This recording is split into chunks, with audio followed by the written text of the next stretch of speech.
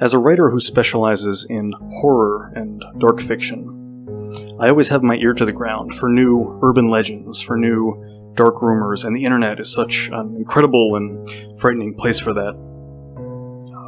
My relationship with urban legends, and especially on the internet, goes all the way back to when I first wrote The Thing That Stalks the Fields, which was my first big story that really kind of, blew up on the creepypasta scene. I describe, if people aren't familiar with creepypasta as a genre, I describe it as kind of internet urban legends. And, there's a lot of subgenres within that, but that's how I got my start back on the old forum days. And so I was really in these cultures that would just trade like scary stories, and especially from all around the world, but from the internet.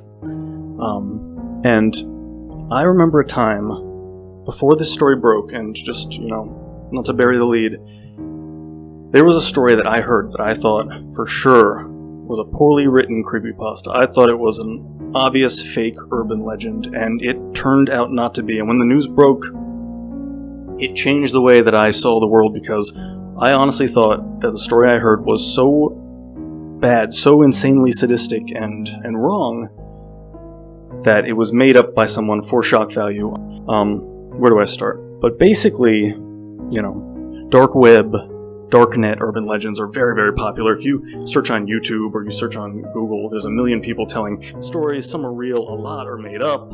Again, as a horror writer and someone on this scene, there's a big industry. People have to be skeptical. There's a big industry of horror writers who are going to tell you a story and make it seem real, because that's what gets people interested.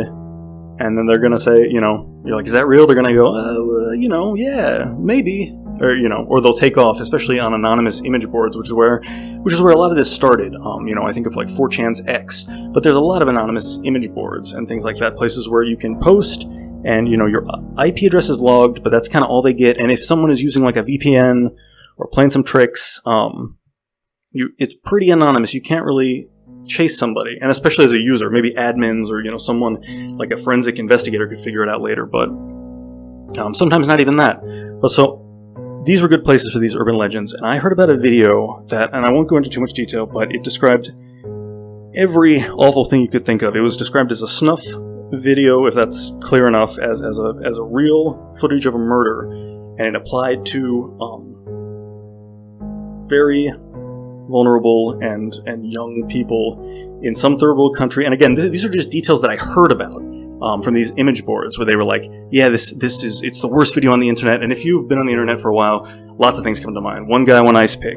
But just shock videos where it's really a snuff video, and those are common enough. But this was specifically said to be extremely criminal, if you take my meaning. Like the possession of such images intrinsically will have you facing criminal charges in the vast majority of the world. Truly, and this is again a story along urban legends. The guy before this is telling a story like a time his uncle met Sasquatch, or like I'm pretty sure I was abducted by aliens last night. And this guy's just like, I found a video on the darknet, or I've heard rumors about it. That was another part that made it sound made up, because they would say something like, in certain tellings of it, and multiple people brought this urban legend. It was repeated like any interesting legend is. It was saying that, like, if you go on certain websites on the darknet and you pay whatever, like $20,000, like tens of thousands of dollars in untraceable cryptocurrency, you can get yourself a copy of this video. And I don't even think I'm going to say the name. I don't want to. This should go without saying, obviously, but this is not. This is not like I strongly recommend you don't look at it. This is I don't even know if it still exists. Hopefully it's been wiped from existence on the internet, but if you do try to find the source of this, you deserve what you get, which is probably to go to prison. Again, I had only heard about it from these stories, and it was like, death and just every kind of awful thing. And I was like, nice try, whoever wrote this. This is like baby's first horror story. It's like, there is a video, and every single bad thing happens in a row, and only if you travel in these disgusting criminal circles and have the money, you might even catch like a brief glimpse of it. it sounded like nonsense. And I will splice in the news articles now where this news broke, and it was real.